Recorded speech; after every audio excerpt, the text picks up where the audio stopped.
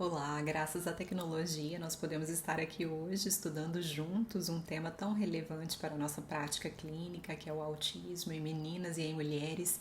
Então, eu agradeço imensamente o convite da Florence e a presença de todos vocês aqui.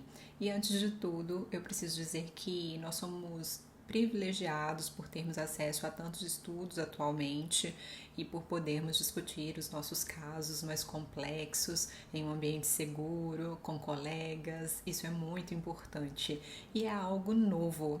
Vejam aqui neste estudo de 2015 que o Dr. Simon Baron-Cohen e o Dr. Meng Xuan Lai formalizaram a preocupação com o que eles chamaram à época de geração perdida ou geração invisível, essa população autista adulta que não havia recebido diagnóstico, nem tampouco, obviamente, o suporte necessário.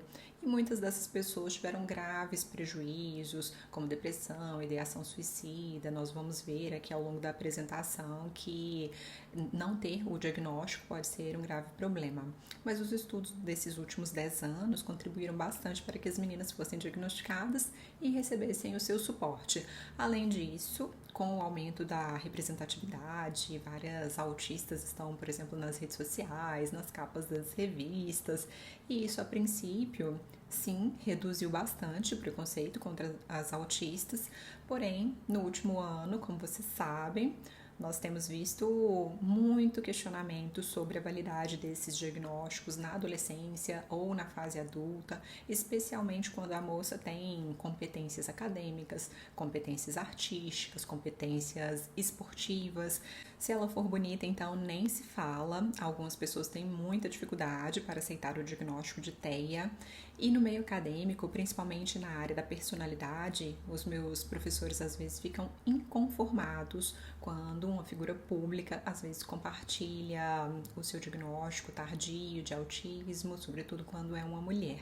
Então, para evitar críticas de outros profissionais e também para proteger a nossa cliente, que esse é o principal objetivo que nós temos como profissionais, então, é essencial que você saiba avaliar com cuidado e fundamentar as suas hipóteses e também as suas conclusões. Por isso, pensando em trazer as atualidades científicas a respeito da manifestação e da identificação do autismo em meninas e em mulheres, os nossos objetivos principais nessa aula são reconhecer os 4 principais obstáculos ao diagnóstico preciso de TEA em meninas e em mulheres, identificar possíveis sinais não clássicos de autismo nível 1, refletir sobre os diagnósticos equivocados antes do diagnóstico de autismo, diagnóstico verdadeiro de autismo, evitar a patologização de traços típicos e destacar os desafios diagnósticos quando nós estamos falando sobre a diferenciação, a diferença entre as condições possíveis. E começando aqui com a seguinte pergunta: por que ainda hoje pode haver subnotificação de meninas autistas? Neste estudo aqui de 2024, que foi realizado pela equipe da doutora Laura Hu e do Dr. William Mendy, nós vemos 4 pontos de atenção para evitar os equívocos diagnósticos. Em primeiro lugar, saber que nós temos vieses de raciocínio, nós temos preconceitos, não porque nós sejamos maus, não porque estejamos mal intencionados, mas porque a maior parte das pesquisas ainda é realizada com amostras masculinas, com amostras majoritariamente masculinas. Então, os dados aos quais nós temos acesso ainda não são claros para definir essas diversas apresentações e a heterogeneidade toda do autismo. E esse é o segundo obstáculo diagnóstico. A terceira barreira está na camuflagem autística. Boa parte das pessoas autistas, nós sabemos, sobretudo as meninas, tendem a esconder as suas atipicidades.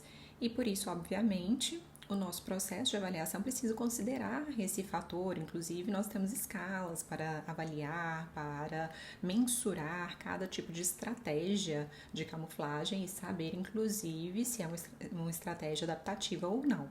E é importantíssimo ter cuidado porque, a depender da intervenção, As estratégias desadaptativas de camuflagem, como a conformidade, podem acabar sendo reforçadas indevidamente e nós não queremos isso. Nós queremos que as nossas meninas saibam dizer não, saibam escolher os ambientes que realmente são mais seguros para ela e tudo isso. Nós queremos que ela saiba quem ela é realmente. E a quarta possível barreira ao diagnóstico preciso das meninas diz respeito às comorbidades e aos comportamentos compensatórios pela falta do diagnóstico preciso e precoce, porque essas comorbidades ou às vezes comportamentos compensatórios podem desviar o raciocínio clínico e levar as meninas autistas a tratamentos equivocados ou tratamentos muito superficiais apenas para essas comorbidades, apenas para algumas das queixas.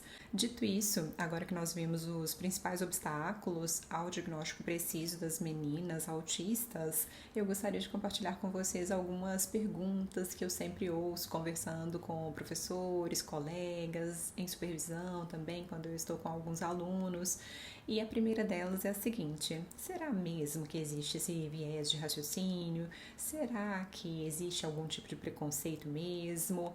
Ou será que as meninas realmente apresentam menos traços autísticos do que os meninos? E é por isso que nós precisamos ter atenção.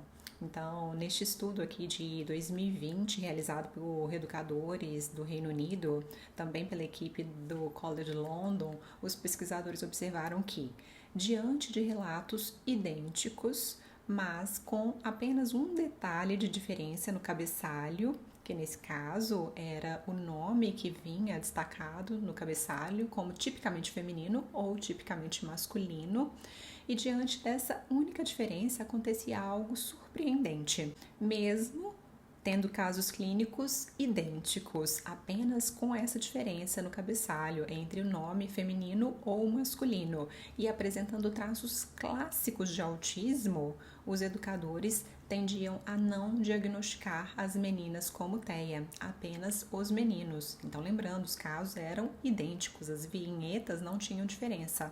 Outros estudos maiores também nos levam a acreditar que sim, as meninas podem ter tantos traços autísticos quanto os meninos e sim, existe esse viés de raciocínio clínico que leva os profissionais a descartarem esse diagnóstico para as meninas. Então, para confirmar que nós estamos aqui na mesma página, quando nós estamos falando de autismo feminino, quando nós estamos falando sobre essa apresentação feminina do autismo, nós não estamos de jeito nenhum inventando um diagnóstico, nós não estamos querendo criar novos traços. Na verdade, a ideia é seguir a descrição dos manuais oficiais que nos apresentam a tríade clássica do autismo, com as dificuldades sociais, as dificuldades na comunicação, na interação e a presença de comportamentos repetitivos e restritivos. Basicamente, essa tríade ainda permanece válida, mas como nós vimos, as pessoas podem avaliar de maneira diferente esses comportamentos nas meninas. E as meninas sim podem manifestar essas características de modo distinto. Quando uma garotinha, por exemplo, alinha as suas bonecas, os pais falam que ela alinha as bonecas para dar aula, então os adultos nem sempre estranham. Se ela é muito meticulosa com o seu material escolar também, talvez isso não chame a atenção, não pareça algo atípico. E por isso, talvez os adultos não considerem a relevância, não considerem a necessidade de levá-la a um profissional, de passar por uma avaliação. Outra pergunta sobre os critérios é a respeito da precocidade. Por exemplo, se a menina estava bem, se ela estava sintomática, se ela não tinha queixas, até ir para a escola, então é porque ela nunca foi autista. Mas segundo o DSM-5-TR, os sinais podem não se tornar plenamente manifestos até que as demandas sociais aumentem, até que as demandas sociais excedam os seus limites. E o que nós temos no início da escolarização? O que nós temos na adolescência? No ingresso à faculdade, no primeiro relacionamento, no primeiro trabalho, na gestação, a amamentação, tudo isso faz com que haja excesso de demandas ou quebra na estrutura, na quebra do apoio que ela tinha naturalmente e, portanto, os sintomas, as queixas podem se manifestar plenamente. Inclusive aqui nesse trabalho com a busca ativa de traços autísticos na população, também a equipe do Dr. Mendes fez o rastreio longitudinal das dificuldades na comunicação social dessa amostra, com 4 medidas, aos 7, aos 10, aos 13 e aos 16 anos, como vocês veem aqui, e eles chegaram a esse gráfico que mostra o seguinte, que os pais tendem a observar menores dificuldades na comunicação social das meninas aos 7 anos e essa tendência se mantém até a adolescência, quando as meninas alcançam e às vezes até superam a falta de traquejo do grupo masculino.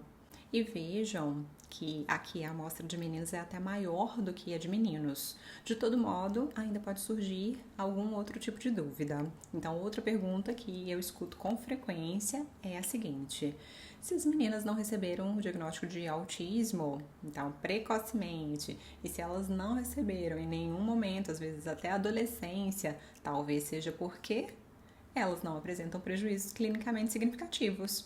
Esse é um critério imprescindível, é essencial, então não justificaria realmente o diagnóstico de autismo, certo? Pois bem, nós precisamos estar prontos para responder esse tipo de pergunta, porque agora que o debate público está acalorado, as suas clientes precisam desse tipo de respaldo, precisam dessa proteção, então talvez elas mesmas façam essa pergunta a você. Então vamos ver uma pequena parte desse estudo longitudinal aqui, conduzido pelo Instituto Mind desde 2013, e aí eles lançam alguns artigos a partir dos estudos que eles têm feito. E aqui acompanhando as crianças com exames físicos, avaliação comportamental, estudo de neuroimagem, teste de inteligência. Eles vão adicionando a cada ano outros estudos também, outros exames. Mas basicamente nesse trecho, nesse artigo, por exemplo, os pesquisadores observaram que as crianças autistas elas tendem a apresentar muitos sinais de ansiedade. Eles vêm estudado muito o tamanho da amígdala, responsividade, sensibilidade. Mas aqui, curiosamente, além dos transtornos de ansiedade descritos pelo DSM, as crianças autistas também exibiram outros tipos de ansiedade. Então, olhando aqui o slide, vocês vão perceber que no quadro à esquerda nós temos os transtornos descritos pelo DSM, como TAG, transtorno da ansiedade generalizada, ansiedade de separação, ansiedade social, fobias específicas também, e à direita os tipos distintos de ansiedade, como medo da mudança, confusão mental, medos relacionados a hiperfocos e fobias incomuns. Então, a equipe avaliou esses resultados a partir da comparação entre os grupos de meninas e de meninos e vejam comigo qual foi o resultado. 65% das meninas autistas apresentaram ansiedade distinta daquelas descritas pelo DSM, enquanto 31% dos meninos manifestaram esses sintomas. E vejam que as meninas superaram e muitos meninos no que se refere ao medo da mudança e às fobias incomuns. E aqui, no caso, elas já haviam recebido o diagnóstico de autismo. Agora, infelizmente, outros estudos sugerem que as queixas de ansiedade podem desviar o raciocínio clínico e atrasar o diagnóstico de autismo em meninas. É o que nós já falamos, as comorbidades ou às vezes as queixas derivadas, causadas pela falta de diagnóstico, podem acabar escondendo, ofuscando os traços de autismo. E ainda nesse estudo do Instituto Mind, nós podemos observar que mais da metade das meninas autistas dessa amostra apresentaram ansiedade especificada pelo DSM. As meninas superaram também os meninos nos 3 casos, na ansiedade social, na ansiedade generalizada e na ansiedade de separação. E aqui, no caso, as fobias incomuns foram excluídas do trabalho para evitar qualquer tipo de interferência com as fobias específicas. Mas o que nós podemos refletir sobre esses resultados? Que mesmo havendo comportamentos mais internalizantes, queixas de ansiedade, dificuldades muito graves que atrapalham a vida da menina, que atrapalham o seu desenvolvimento.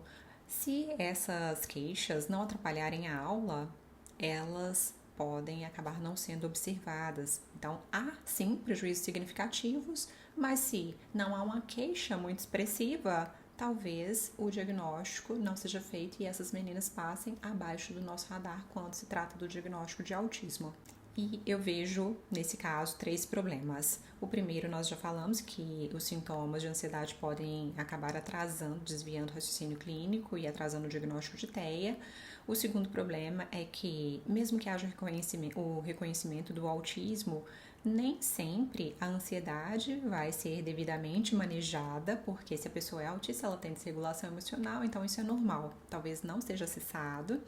E além disso, as queixas podem aparecer como elementos confundidores e levar a outros diagnósticos e às vezes diagnósticos equivocados, que é um grande problema, às vezes gera polifarmácia, por exemplo, a ansiedade de separação em uma moça adolescente pode ser interpretada como um quadro de transtorno de personalidade borderline. Aí, às vezes, a pessoa tem até ideação suicida, tem algum outro tipo de comportamento, mas o problema é que se ela tem o diagnóstico de transtorno de personalidade, ela acaba não recebendo suporte nem as acomodações necessárias para uma pessoa autista. E não raramente a ansiedade causa muito sofrimento clinicamente significativo e até coloca a vida das pessoas autistas em risco. Tanto que eu trouxe esse estudo aqui, publicado em 2023 pela equipe do Dr. Simon Baron-Cohen, da Universidade de Cambridge. E aqui a equipe investigou o papel da ansiedade e da depressão pelo autorrelato de ideação suicida. E vejam que, inclusive, mais de 60% da amostra foi feminina, o que é raro também. Mas será por quê, nesse caso, né? Porque a ansiedade, geralmente, tende a aparecer mais em mulheres. Então, mesmo mulheres neurotípicas tendem a apresentar maior nível de ansiedade. E aqui no estudo, os autores verificaram que o autismo aparece como um fator de risco distal para a ideação suicida, ou seja, não é porque a pessoa nasceu autista que ela já vai ser mais vulnerável, que ela já vai ter a maior tendência a pensar em sumir do planeta. E comparando o grupo autista com o grupo não autista, 4 fatores de risco apareceram para os 2 grupos, que foram se sentir um peso para a sociedade ou para a família, achar que o mundo poderia ser melhor sem a sua presença, a sensação de fracasso e a desesperança, que está diretamente relacionada também ao quadro de depressão. Daí, no grupo de autistas, um 5º fator surgiu, que foi o excesso de tensão física, uma tensão que a pessoa não consegue escoar, ela não consegue elaborar. Causa falta de atenção, dificuldade de concentração, insônia, perda do apetite, uma série de questões. Mas o ponto é que esse detalhe precisa de atenção e, novamente, quando as pessoas banalizam o nível 1 de suporte, eu fico pensando que é porque elas simplesmente não conhecem esses estudos, elas não conhecem o risco dessas queixas, né, dos problemas que a pessoa pode enfrentar. E vamos seguir aqui agora com o segundo obstáculo descrito pelo estudo do Dr. Mendes e da doutora Laura Hu, que se referia ao problema da desinformação gerada por décadas de estudos com amostras majoritariamente masculinas. Pois bem, vejamos o que nos dizem as pesquisas com amostras mais equilibradas. Aqui, por exemplo, nesse estudo da doutora Michelle Dean, da Universidade de Channel Island, publicado em 2023, a equipe avaliou meninos e meninas dos 6 aos 18 anos. Eles também vêm fazendo esses estudos observacionais, os estudos longitudinais, e têm lançado alguns artigos muito interessantes. E nesse caso, eles notaram que as meninas tendem a ter maior motivação social na infância, lembrando que maior motivação não significa maior traquejo social, mas há um declínio dessa motivação na adolescência e o contrário acontece com os meninos. Eles tendem a ter menor motivação na infância e acabam ganhando essa motivação ao longo da adolescência, talvez porque não haja tanta pressão social, tantas expectativas em relação ao comportamento social deles e, portanto, eles tenham mais tempo para cultivar, para testar, para se expor a ambientes sociais e talvez possam ganhar maior motivação.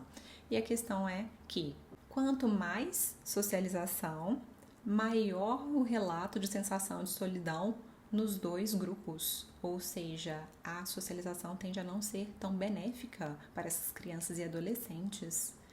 Neste outro estudo, também com a amostra equilibrada, a equipe da doutora Melissa Walsh avaliou a conectividade cerebral de grupos autistas e também de grupos neurotípicos e comparou circuitos entre sexos. E a conclusão qual foi?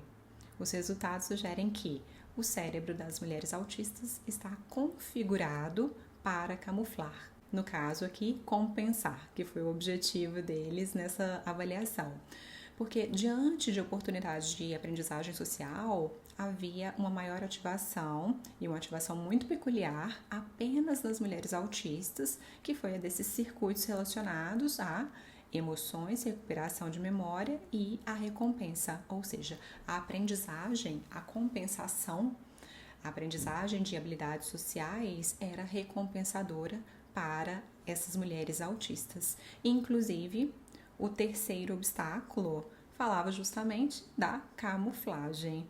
Nós vimos aqui neste último estudo, com a amostra mais equilibrada, que a camuflagem tende a ser mais prevalente em mulheres e tende a ativar circuitos muito peculiares, atípicos para aquelas atividades, circuitos que não tendiam a ser ativados nos outros grupos.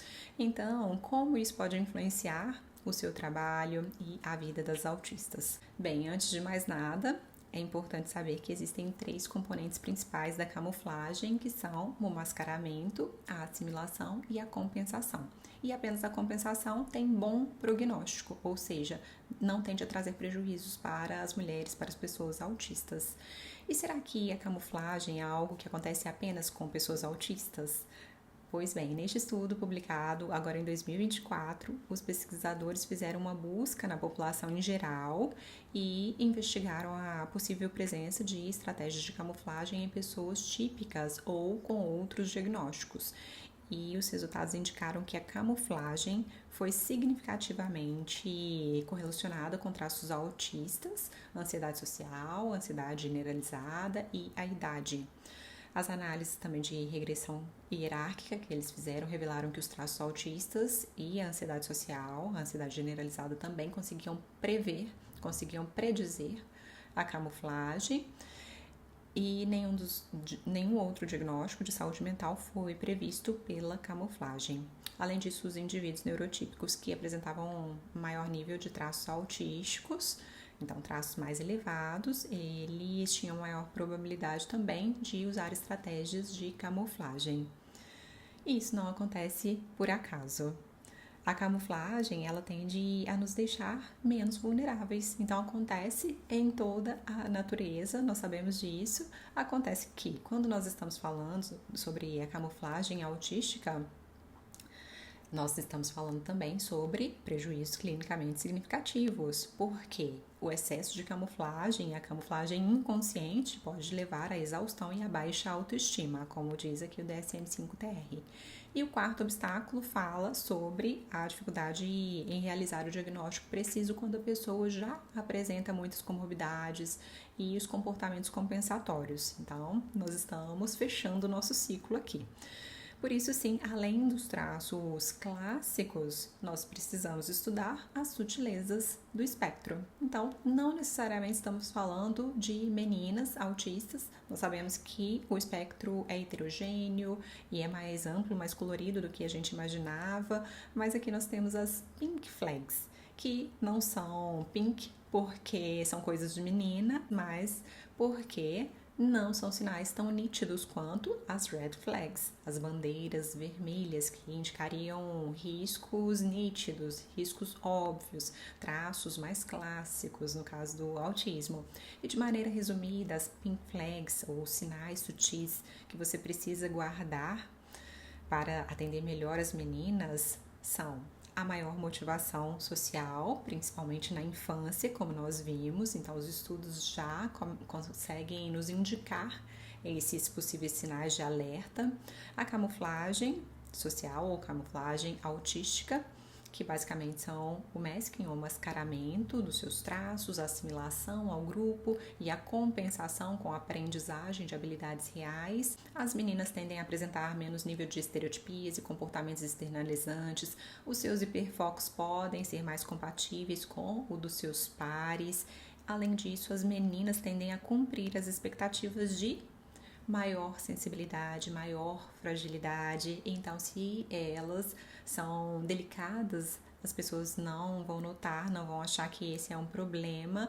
E se ela tem uma hiporreatividade, como não há queixa, isso também não vai chamar atenção. Tem família que me conta que a filha chega da escola e não consegue nem se alimentar. Ela fica exausta e tem uma espécie de jet lag social, chega com a carinha fechada, ela não quer conversar com ninguém, vai direto para o quarto.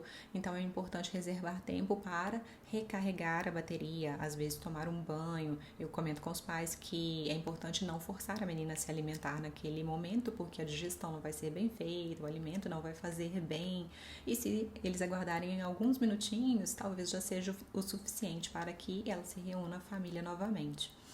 Além disso, antes de diagnosticar qualquer pessoa com autismo, é fundamental descartar possíveis causas físicas, por exemplo, que levam à ansiedade, a isolamento, a sensibilidade, irritabilidade, dificuldades na escola, como anemia, que pode causar várias alterações comportamentais e até menor motivação social, os sintomas e sequelas de uma cerebelite que tendem a mimetizar um quadro de autismo com precisão. Aliás, as alterações do cerebelo são as que mais levam a esses sinais semelhantes aos traços autísticos. E eu sei que a cerebelite costuma ser um evento agudo, mas após a reabilitação, por conta dos resquícios de dificuldades sociais ou de uma comunicação não verbal atípica, por exemplo, os pais podem considerar a hipótese de autismo. Então, a verdade é que na prática talvez a intervenção seja a mesma, contudo, a etiologia pode ser diferente e acaba sendo relevante essa distinção. E durante a avaliação, o que nós precisamos investigar? Bem, em todas as nossas avaliações, nós não podemos focar apenas em escalas de autismo quando a pessoa vem com essa hipótese de autismo. É assim para todas as avaliações, porque nós precisamos tentar refutar a hipótese, não por maldade, mas porque essa hipótese inicial precisa sobreviver às nossas tentativas de questioná-la, de negá-la para que ela realmente seja válida. E, aliás, muita atenção ao risco de viés de confirmação. Então, por isso, é importante fazer uma avaliação mais ampla. Então, para fazer o diagnóstico preciso, nós vamos observar e investigar as funções psíquicas elementares. Aqui eu trouxe para vocês esse quadro que traz a consciência, atenção, orientação, vivências no tempo e espaço, senso-percepção, memória, afetividade, a volição, psicomotricidade, o agir, a atitude que a pessoa tem, os pensamentos, se tem distorções cognitivas, juízo de realidade, a linguagem, muito importante ser avaliada quando há essa hipótese de autismo. E aqui, avaliando de maneira imparcial, se houver sinais precoces de alterações nessas funções psíquicas, que vocês estão vendo aqui em cor de rosa, nós vamos continuar considerando a hipótese de TEA. Por exemplo, se tiver dificuldade na atenção compartilhada, se essa atenção for precária, reciprocidade social reduzida, alterações sensoriais, dificuldade para fazer vínculos na escola, com os coleguinhas, movimentos estereotipados e as peculiaridades, por exemplo, no modo de se comunicar, que aparecem, às vezes no modo também de utilizar a linguagem, às vezes o vocabulário é sofisticado, mas a criança usa sempre o mesmo jeito em todos os ambientes. Esses são sinais também de alerta. Mas a questão é que a criança com autismo, mesmo que tenha hiperfoco, por exemplo, ligado a unicórnios, ela não perde o juízo de realidade. Mesmo que ela seja, vamos supor, muito preciosista no seu vocabulário, no uso das palavras, o seu pensamento tende a ser coerente com a mensagem que ela quer verbalizar. E assim nós vamos conectando os pontos e construindo o nosso raciocínio clínico. E continuando a estrutura da avaliação, claro, nós também vamos investigar as funções psíquicas compostas, que nada mais são do que o conjunto das funções psíquicas elementares. Então, nós precisamos das competências das funções psíquicas elementares para que nós tenhamos também funções psíquicas compostas equilibradas, como o self e o eu, lembrando que o autismo não leva a pessoa a ter problemas identitários, então o self da pessoa autista costuma estar preservado. A personalidade é um ponto importantíssimo de avaliação, sobretudo no diagnóstico tardio, e a inteligência e a cognição social também nos ajudam a refletir sobre o caso que nós estamos avaliando. Para o diagnóstico diferencial, também é muito importante considerar as características típicas. Por exemplo, eu tenho recebido pessoas que chegam com a hipótese de autismo, mas na verdade elas são apenas introspectivas ou elas têm altas habilidades e superdotação. Então é fundamental avaliar os aspectos da personalidade e também da inteligência, que nós estamos vendo funções psíquicas compostas. E esse foi o motivo de nós termos adicionado no nosso livro um capítulo específico sobre esse tema. Inclusive, eu enviei alguns exemplares autografados para a Florence, para que ela sorteie aqui ao longo do simpósio. E eu espero que vocês gostem muito, que aprendam bastante com os textos, né, com os textos de todos os autores.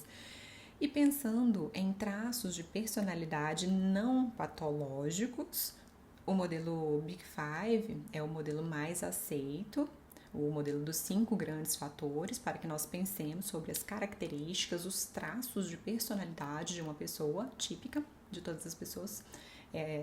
Durante uma avaliação, nós podemos usar esse tipo de instrumento. E nesse caso, como nós podemos perceber algumas confusões ou alguns equívocos? Bom, às vezes uma pessoa com o desenvolvimento típico pode imaginar ter autismo porque o seu nível de extroversão é mais baixo, porque o seu nível de abertura a novas experiências também é reduzido. Então, nós vimos, né, que os aspectos da personalidade, eles podem, às vezes, desviar o raciocínio clínico também. E se a pessoa tiver um neuroticismo alto, ela também pode, às vezes, considerar, né, com tantas informações que nós temos hoje na internet, que talvez ela seja autista. Agora, pensando em traços patológicos mesmo, eu trouxe aqui os traços descritos, dimensões descritas pela OMS, que nós podemos acessar pelo texto da CID-11. E eu vou citar os 5 possíveis traços patológicos relacionados à personalidade, então nem todas as pessoas vão ter esses traços patológicos, e vocês mesmos vão poder pensar, refletir aí sobre possíveis equívocos a partir desses traços. Então, as dimensões são, primeiro, a afetividade negativa, que pode levar a uma desregulação emocional, a baixa autoestima. Segundo, o distanciamento social ou distanciamento emocional. Terceiro, a dissociabilidade, que pode ser vista como uma falta de empatia ou a falta de conexão com outras pessoas, uma espécie de autocentramento. A quarta dimensão se refere a uma desinibição, no caso, não é porque a pessoa goste de aparecer, é a falta de inibição dos impulsos, então aparece às vezes como inconsequência, falta de responsabilidade, procrastinação. E a quinta dimensão é a anacaxia, que está ligada, por exemplo, à constrição emocional, às vezes a um preciosismo, perfeccionismo. Perceberam o risco de confusão? Pois é. Há alguns meses eu vi uma pessoa que tinha TPOC, transtorno de personalidade obsessivo-compulsiva, recebendo o diagnóstico de autismo. Ela mesma, preciosista, perfeccionista, ela disse que ela fez a hipótese de autismo, um autodiagnóstico, e insistiu até que ela conseguisse fechar o diagnóstico oficial. Mas na verdade era um outro quadro, era um quadro de transtorno de personalidade. E como nós sabemos disso?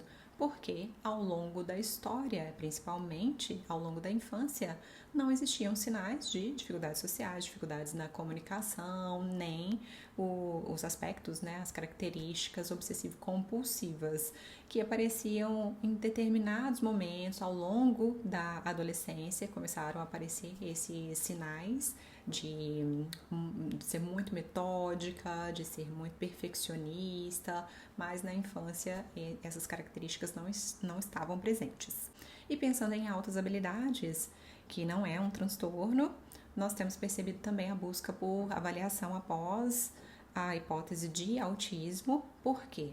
Porque mesmo que a pessoa não tenha dupla excepcionalidade, mesmo que ela não tenha um transtorno ou uma dificuldade associada à superdotação, talvez ao longo do seu processo de educação, ao longo da escolarização, ao longo do seu desenvolvimento, ela tenha tido dificuldades por ser diferente. Então, talvez por não querer se tornar alvo das atenções, essa pessoa pode ter se retraído, evitado oportunidades de treinamento social. Isso quer dizer que, de fato, ela pode não ter as melhores competências sociais do mundo, mas ao longo da avaliação, às vezes, nós não percebemos baixa percepção social.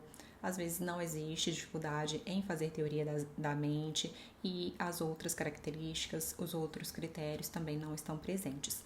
Por isso, eu desenvolvi o curso FASO, Fundamentos das Altas Habilidades e Superdotação, para facilitar a avaliação, para compartilhar as escalas com os colegas, para estruturar o raciocínio clínico, redigir um relatório, que é uma dificuldade que algumas pessoas têm, e às vezes avaliar realmente esses casos complexos e cheios de nuances é um grande desafio. Então, ter equipe, ter companhia nesse processo ajuda bastante.